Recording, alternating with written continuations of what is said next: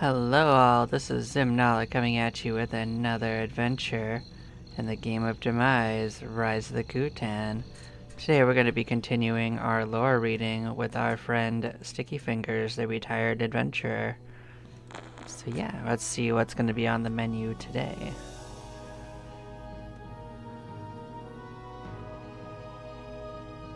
Okay, so we'd finished with the maces, the axes, and the hammers. Looks like we're going to be dealing with the armors, so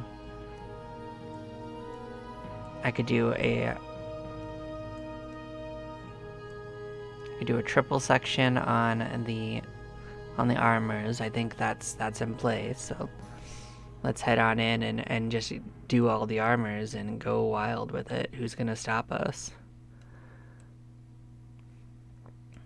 So starting in with the basic leather armor, made from supple leather. This simple armor will occasionally turn blows aimed at the wearer.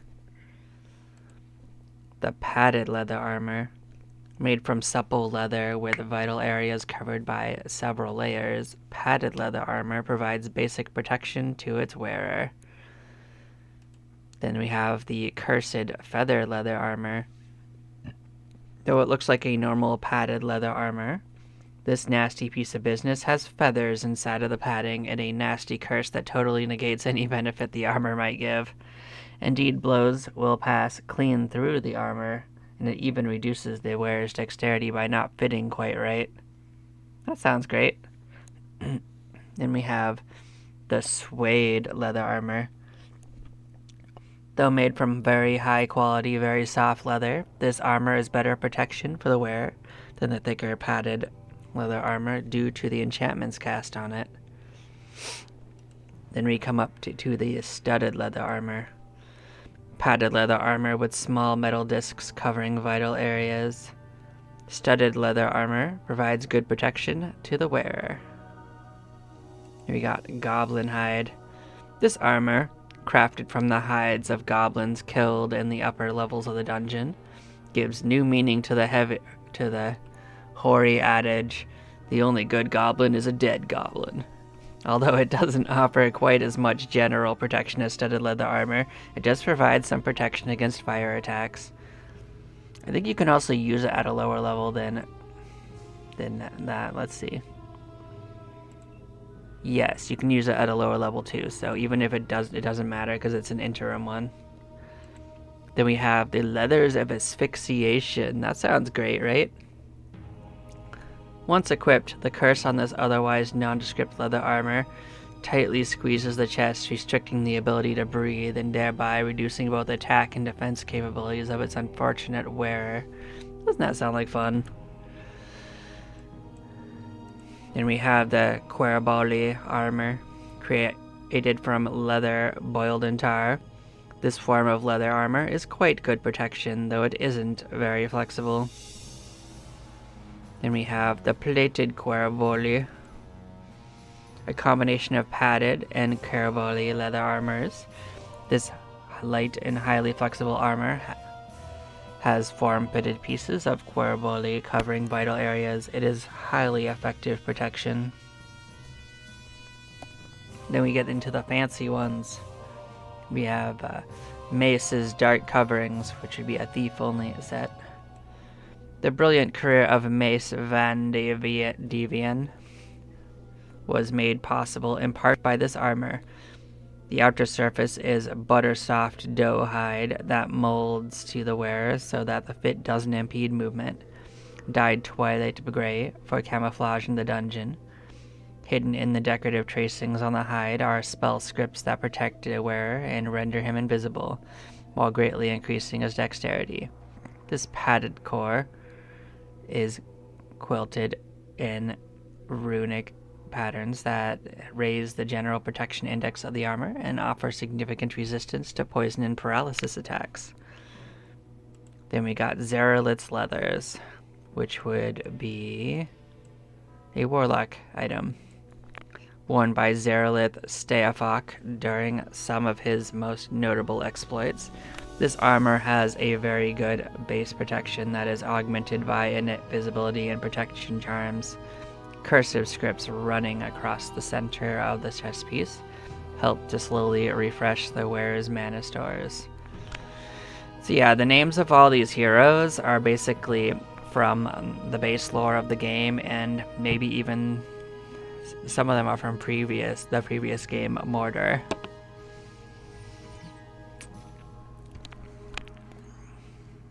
Because the place that you're delving into are the mines of Moria, of Mordor, you know?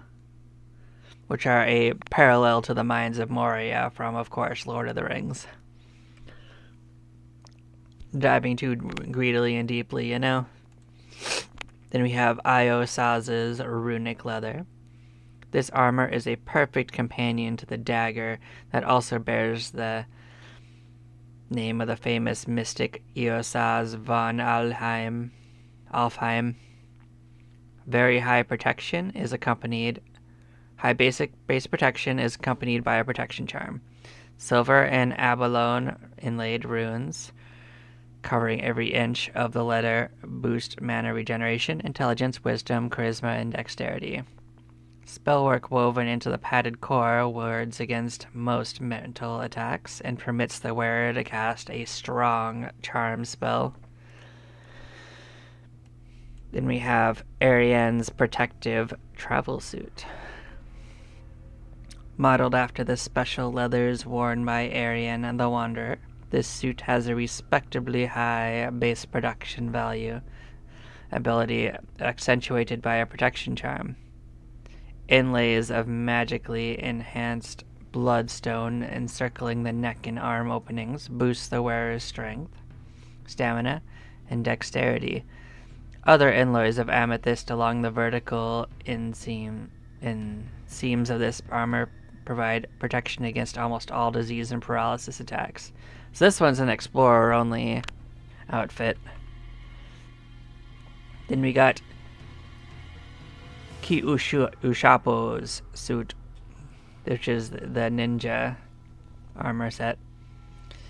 To maintain their self-perception of martial superiority, the Ninja Guild commissioned this leather armor in an attempt to place themselves at the forefront of the fad for specialized weapon and armor sets.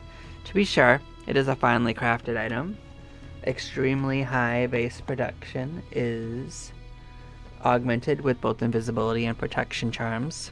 Gold and silver runes and spell scripts cover every inch of this suit to provide extraordinary increases in the wearer's strength and dexterity, and immunity against almost all paralysis attacks.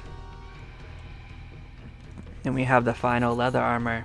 This one is one that was actually in the base game. It's just a very high magician base, not mage, but like just all spellcaster general suit.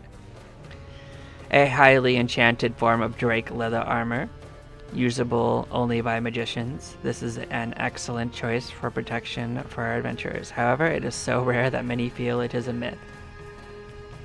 I found 6 of these. I don't know if it's that rare, guys. And then we can get on into the chainmails. Bronze chainmail. Made of interlocking links of bronze, this heavy armor is fairly easily damaged, but capable of withstanding a fair amount of damage. Got the iron chainmail. Iron links are used to make this heavy but quite effective chainmail armor. We got the black chainmail. Made from black iron, black chainmail is cursed for the evil deeds done by a previous wearer. So yeah, this is not one you want to wear. We have the steel chainmail. Made from fine steel links, this armor is capable of withstanding quite a bit of damage. We get into the adamantite chainmail. Made of tiny links of adamantite, this armor is highly effective at preventing blows from harming the wearer. I find it very interesting how the chainmail is just so unloved that it just doesn't even have like as complex of descriptions as some of the basic leather armors. I think that's hilarious. And we got the cursed Bergen's chainmail. Once worn by adventurers in the ill-fated band known as the Hand of Bergens, This armor was among the possessions of the band cursed by the Dragon King when they tried to kill him. Once put on, this adamantite armor becomes very heavy, causing a great drop in both strength and dexterity, in addition to some penalty in the wearer's combat ratings. Got the Mythonite Chainmail. Made from fine links of Mythonite, this shining armor is greatly effective in preventing injury to the wearer. Then it leads into the Deathen Chainmail. Highly enchanted links of Mythonite comprise this suit of chain armor that can prevent many blows from harming the wearer. Then we have bronze plate armor. Because we are done with chainmail already. It's such a short section. So bronze plate armor. Even though it's heavy, bronze plate armor is favored by novice warriors, both for its good defensive ability and its boost to attack. I also think a lot of the plate armors end up looking pretty good. You got the Cursed Ulsic plate armor. The graceless black iron plate armor should be avoided at all costs. I think it looks cool though. Then we have the iron plate armor. Iron plate armor is one of the most effective tools available to young warriors. With its very good defensive bonus and an adequate attack bonus, it effectively gives the wearer the effect of several additional levels of experience in combat. It's very handy for evening the odds when exploring deeper than normal. And we have the steel plate armor, which looks pretty cool. Made of good steel plates, this armor can absorb just as much punishment as iron plate armor, but its lighter construction permits a higher attack bonus. We have the adamantite plate armor. Looks a little less cool, but it works better. Adamantite plates comprise this highly effective armor with its high defensive and very good offensive adjustments. Then we have Mythonite plate armor.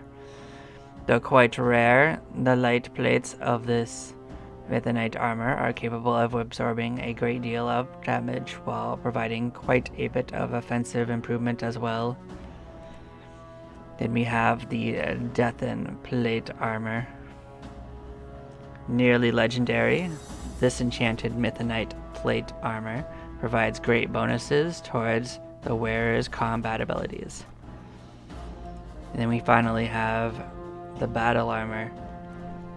Usable only by true warriors, this nearly weightless enchanted Mythonite plate is the epitome of combat readiness, with great bonuses to both attack and defense. The wearer is capable of prevailing in situations where normally even survival is doubtful. And there you have it. All of the armors that we have found so far, read out to you for your enjoyment by our friend Sticky Fingers. Thank you all again, and I will catch you next time for another lore reading. Bye-bye, all.